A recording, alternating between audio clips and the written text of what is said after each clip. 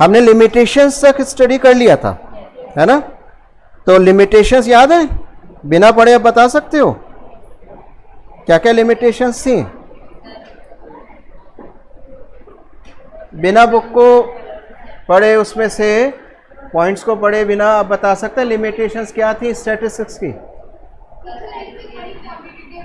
एक तो ये क्वांटिटेटिव डेटा को ही डील करता है। अगर क्वालिटेटिव होता है तो हम डायरेक्ट उस स्टैटिस्टिक्स को यूज़ नहीं कर सकते, हमें क्वालिटेटिव डेटा को क्वांटिटेटिव डेटा में कन्वर्ट करना पड़ता है। अब उसके लिए आप अपना मेजरमेंट कोई भी ले सकते हैं। जैसे हम किसी की इंटेलिजेंसी, अगर हम किसी स्टूडेंट की बात करें, इसकी इंटेलिजेंसी देखी जाती है तो किस बेस पर कहते हो? उसकी इंटेलिजेंसी उसके मार्क्स के बेस पर, उसकी पास परफॉर्मेंस के बेस पर।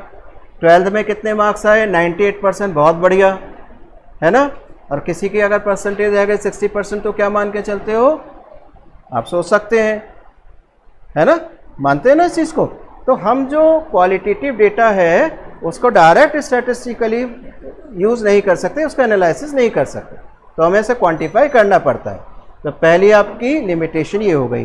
दूसरी लिमिटेशन क्या थी कि स्टैटिस्टिक्स सिंगल वैल्यू के बेस पर नहीं होती, यानी कि सिंगल वैल्यू हमारे लिए यूजलेस है। इंडिविजुअली हम बात नहीं करते जब तक कि इंडिविजुअल किसी ग्रुप से कनेक्टेड ना हो या उसके अंदर कुछ और फैक्ट्स ना इन्वॉल्व हो। यही बात थी।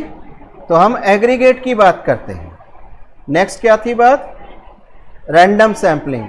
जब हम स्टैटिस्टिक्स यूज करते हैं तो डेटा कलेक्ट करते हैं, और डेटा बहुत इंपॉर्टेंट है। अगर डेटा गलत तो सब कुछ गलत। हमने कल एक एग्जाम्पल लिया था कि मान लीजिए हमें किसी स्कूल के स्टूडेंट्स की एवरेज हाइट चाहिए, हमें हाइट जानना चाहते हैं या वेट जानना चाहते हैं, कुछ भी आप मान लीजिए, और हमारे को हम गए और हमने डेटा लिया उनकी अटेंडेंस का, और हम बात कर रहे हैं वेट की, तो अब क्या हम सही एनालाइज कर पाएंगे?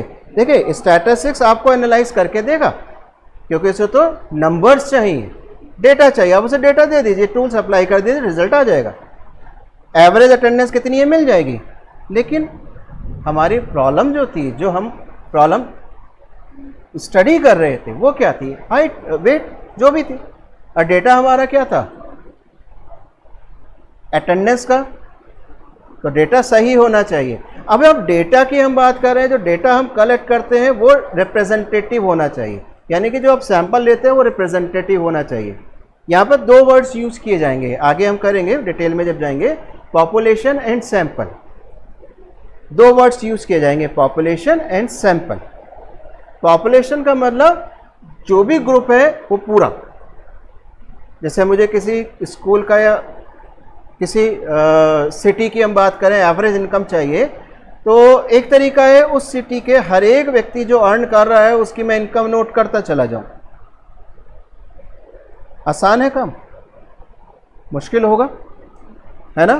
तो अगर हम हर एक पर्सन से उसकी इनकम को पूछते रहें, नोट करते रहें, पूरी सिटी के हर एक पर्सन से बात करें, तो अब जो हम काम कर रहे हैं वो है पॉपुलेशन स्टडी। सेंसस की बात करें, पॉपुलेशन को स्टडी करें।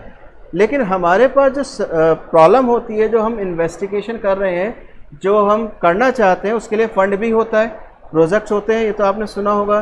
तो उसके लिए फ़ंड होता है कि आपको इस प्रोजेक्ट के लिए इतना फ़ंड चाहिए, इतना फ़ंड दिया जाएगा। तो यहाँ पर टाइम भी इम्पॉर्टेंट है, यहाँ पर फंड भी आपके पास लिमिटेड है। तो अब आप क्या करोगे? इंडिविजुअली तो नहीं जा सकते ना आप किसी के पास, प्रैक्टिकली पॉसिबल होगा? थोड़ा मुश्किल है। तो आप क्या करेंगे? आप एक सैंपल सेलेक्ट कर लेंगे। तो ये सैंपल रैंडम होना चाहिए।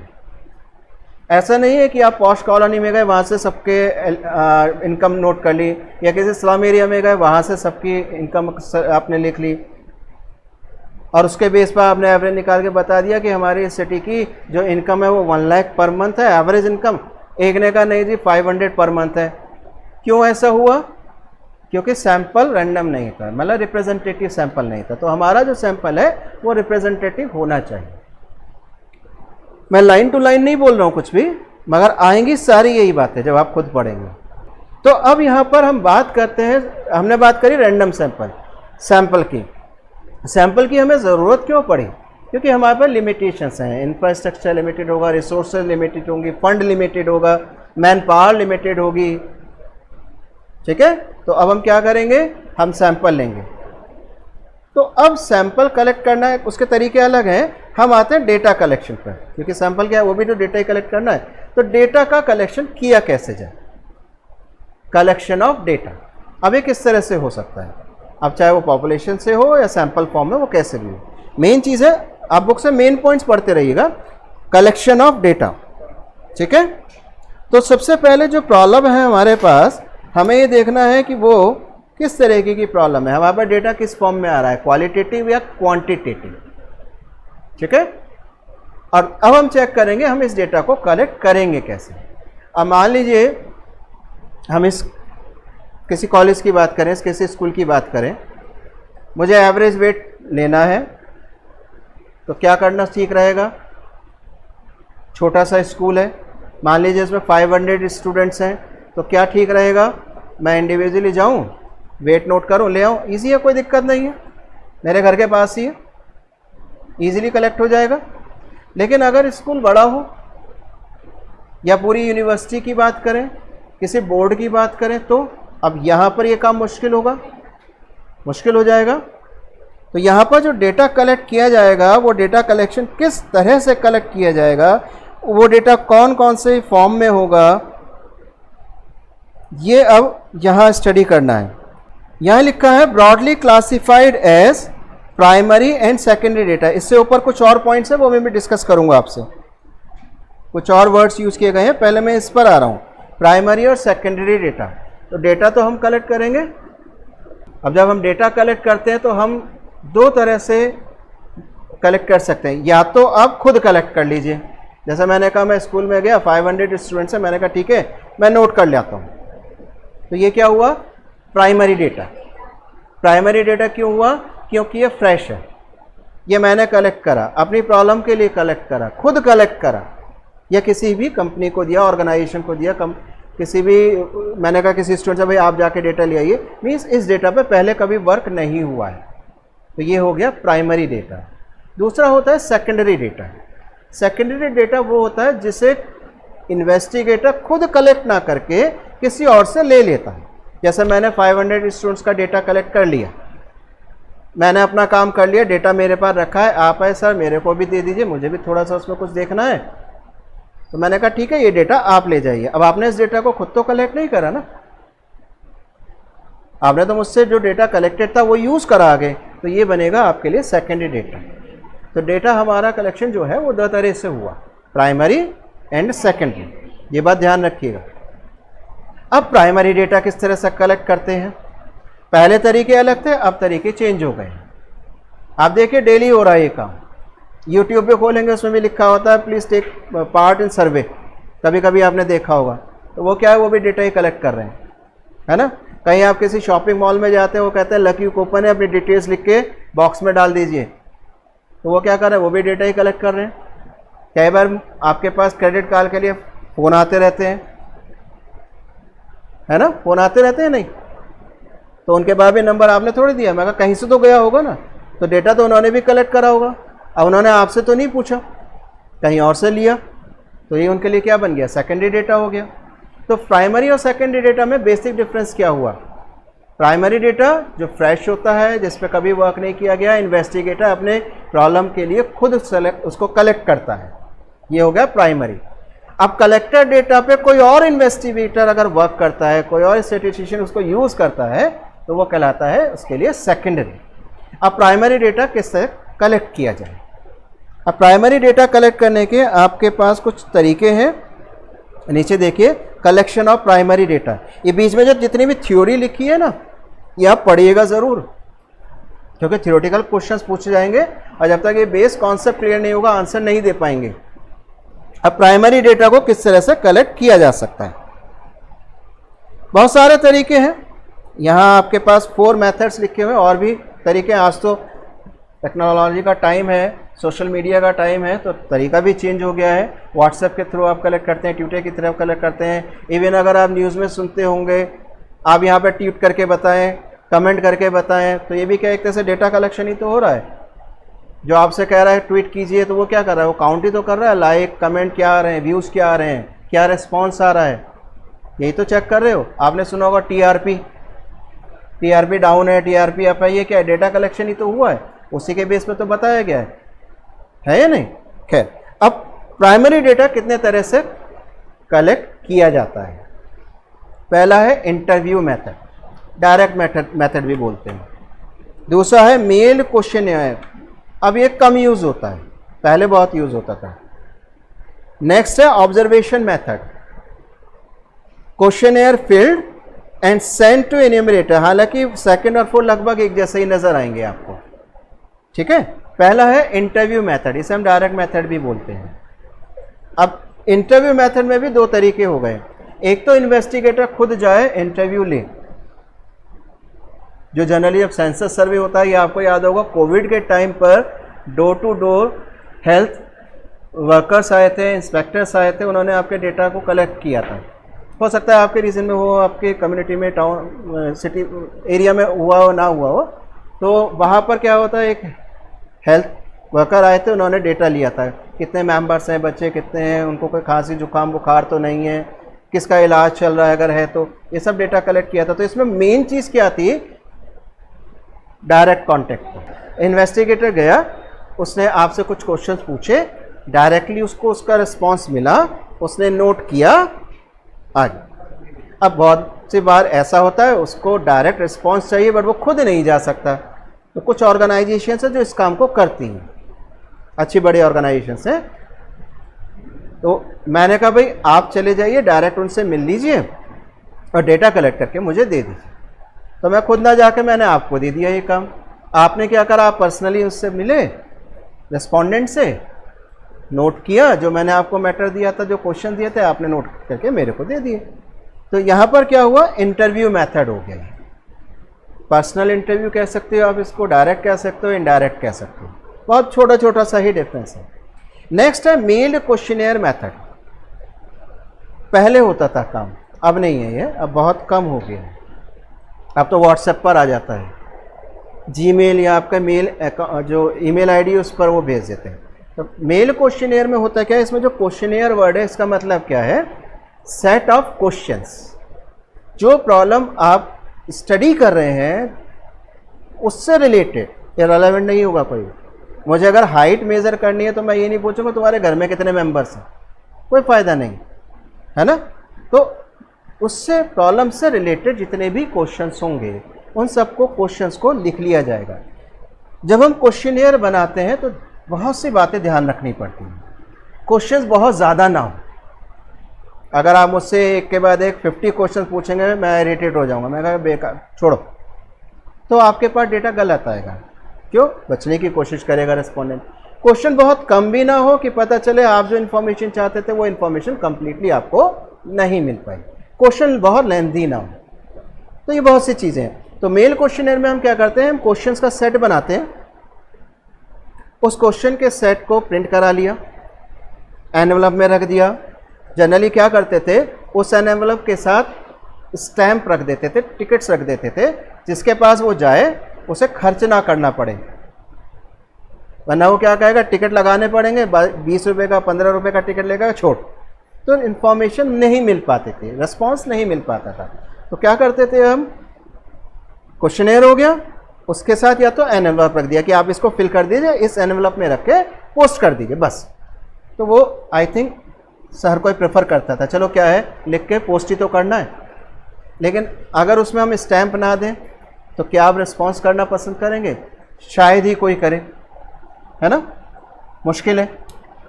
तो मेल क्वेश्चन में हमने क्या करा कि हमने, अब मेल का मतलब ये नहीं ईमेल कर दिया, मेल क्वेश्चन का मतलब यहाँ पर जब, अब तो ईमेल से ही है।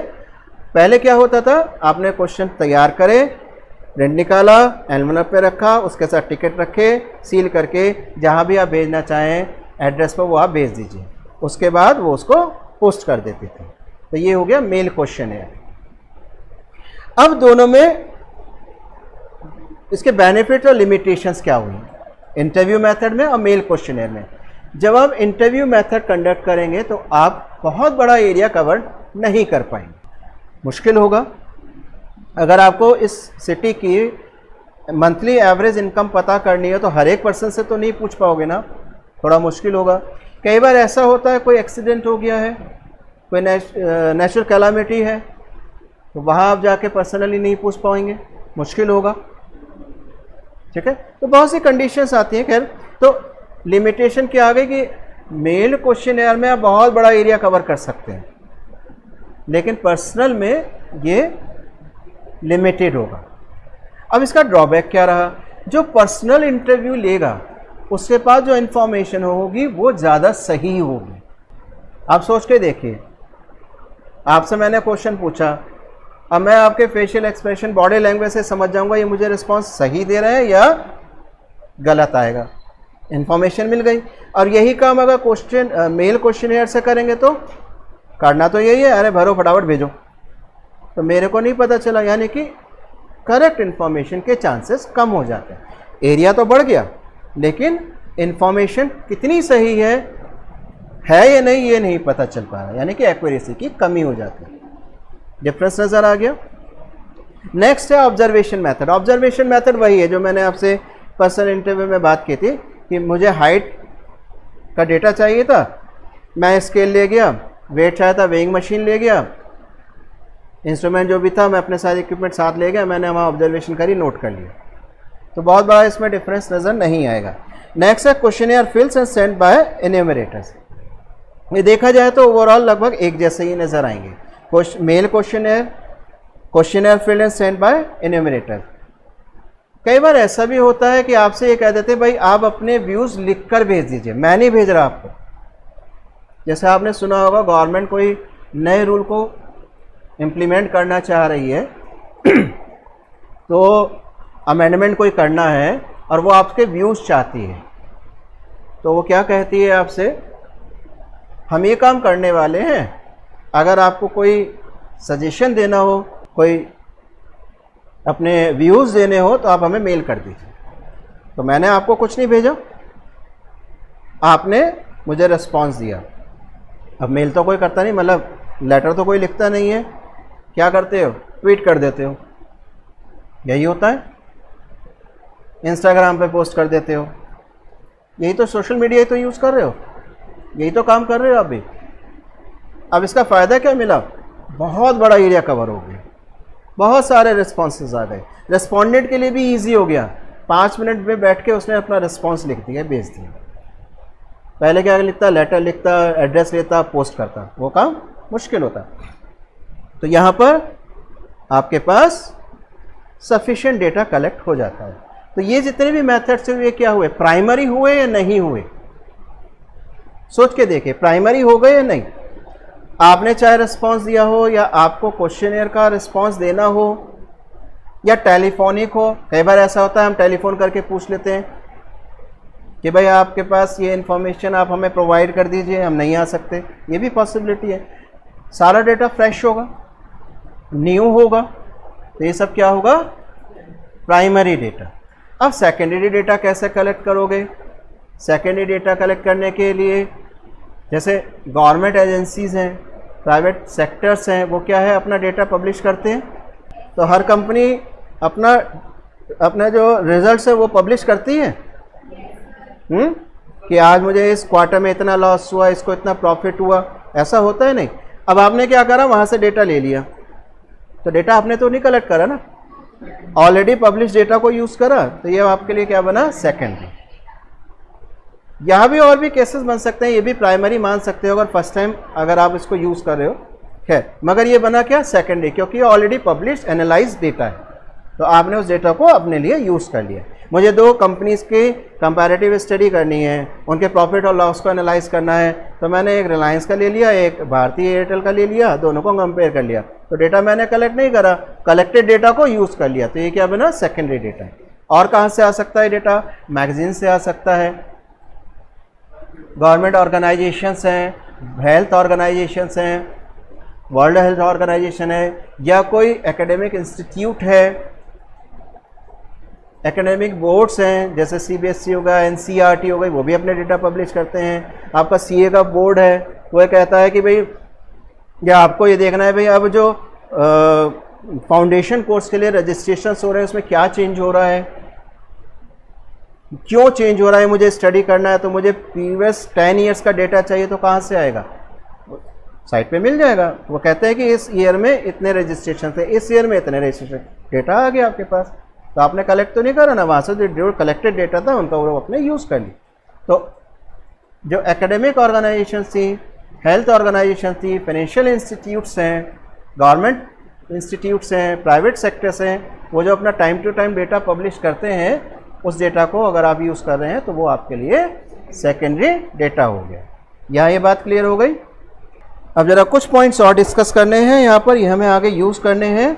फर्स्ट पैरा पर आ जाइए। We need to convert qualitative information to quantitative information by providing a numeric description to the given characteristic, यहाँ लिखा हुआ है। अब जरा यहाँ इसमें आइए, यहाँ पर कैरेक्टरिस्टिक नोन एज वेरिएबल और मेजरेबल क्वांटिटी, ये वर्ड हम आगे यूज करेंगे। वेरिएबल यूज करते हो, मैथ में भी यूज करते हो। वेरिएबल का मतलब जो वेरी करे। अब जैसे हमारे को वेट मेजर करना है, तो वेट क्या है, वेरिएबल है। आपका वेट अलग है, मेरा अलग है, सेम हो सकता है। अगर सबका सेम हो गया तो हम कहेंगे ये कांस्टेंट हो गया, लेकिन हमारा वेरिएबल क्या होगा यहाँ पर, वेट। अगर हम हाइट की बात करें तो वेरिएबल क्या होगी, हाइट। इसे हम generally capital X, capital Y, capital Z से डिनोट करते हैं। वो हम आगे करेंगे जब डिस्क्रिप्टिव स्टैटिस्टिक्स में आएंगे, जब हम एवरेजेस की, डिस्पर्शन की बात करेंगे।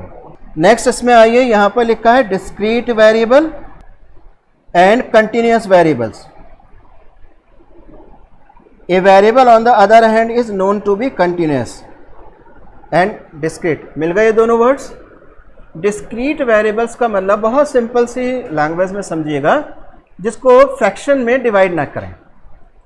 जैसे नंबर ऑफ स्टूडेंट्स हैं, नंबर ऑफ रजिस्ट्रेशंस हैं। क्या आप कह सकते हो नंबर ऑफ रजिस्ट्रेशन फ्रैक्शन में लिखे जा सकते हैं? मैंने आपसे पूछा लास्ट ईयर सीए फाउंडेशन में कितने स्टूडेंट्स का रजिस्ट्रेशन हुआ, आपने कहा 2.9। अब यूनिट मैंने बताई नहीं, मैंने कहा 2.9 लाख, चलो कोई दिक्कत नहीं है। आपने कहा 2500.25, ये तो बड़ा अजीब सी बात होगी। आपसे मैंने कहा क्लास में स्टूडेंट्स कितने हैं, आपने कहा 2 and 9, 2 and half, 7 and 9, 7/9, अजीब सी बात है ना। तो ये वेरिएबल अगर आपका जो भी है वो फ्रैक्शन पार्ट नहीं लेगा, उसे हम काउंट नहीं करते, तो वो हमारा डिस्क्रीट वेरिएबल कहलाएगा। और अगर उसमें फ्रैक्शन पार्ट भी आएगा तो वो आपका कंटिन्यूअस वेरिएबल होगा। हाइट कंटिन्यूअस वेरिएबल होगी या डिस्क्रीट? हाइट कंटिन्यूअस वेरिएबल है या डिस्क्रीट वेरिएबल है? फीट इंचेस में अगर मैं आपसे पूछूं 5 फीट 4 इंच, तो जनरली क्या लिखते हो, 5.4 फीट। इंचेस में बताते हो नहीं थे, 5 फुट 4 इंच। तो 4 इंच का मतलब क्या होगा, डेसिमल में आ गया ना, होगा ही नहीं। मैंने कहा इस रूम की लेंथ कितनी है, तो डेसिमल में आनी आएगी, कोई पार्ट तो आएगा, एग्जैक्ट तो नहीं होगा ना, थोड़ा सा तो कम ज़्यादा होगा। कितना कह दोगे, 10 फुट 2 इंच, 10.2 फीट, यही तो कहोगे। और अगर हम कहें कि क्लास में कितने स्टूडेंट्स हैं, तो ये कौन सा वेरिएबल बनेगा, डिस्क्रीट बनेगा, है नहीं। कितने न्यूज़पेपर्स लोग पढ़ते हैं, आपके सिटी में कितने न्यूज़पेपर्स हैं पब्लिश होते हैं, आप बताओगे 2.5, डेसिमल में तो नहीं बताओगे ना, राउंड कर दोगे, है ना, ये तो करोगे। तो ये कौन सा वेरिएबल बन गया, डिस्क्रीट। तो सिंपल सा बात ध्यान रखिए, अगर डेसिमल आ रहा है, फ्रैक्शन पार्ट आ रहा है तो कंटिन्यूस, और अगर फ्रैक्शन पार्ट नहीं है तो वो डिस्क्रीट होगी।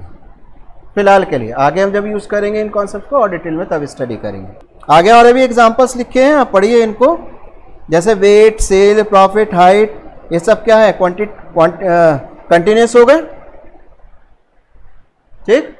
क्वालिटेटिव डेटा को हम एट्रीब्यूटेड डेटा भी कहते हैं, क्वालिटेटिव डेटा को हम एट्रीब्यूटेड डेटा भी कहते हैं, एट्रीब्यूट और क्वालिटी। जैसे इंटेलिजेंसी एक एट्रीब्यूट हो गया, ब्यूटी, इंटेलिजेंसी, पुअर, रिच, ये सब क्या है? क्वालिटी हो गई ना, इन्हें एट्रीब्यूट भी कहते हैं, एट्रीब्यूटेड डेटा या क्वालिटेटिव डेटा।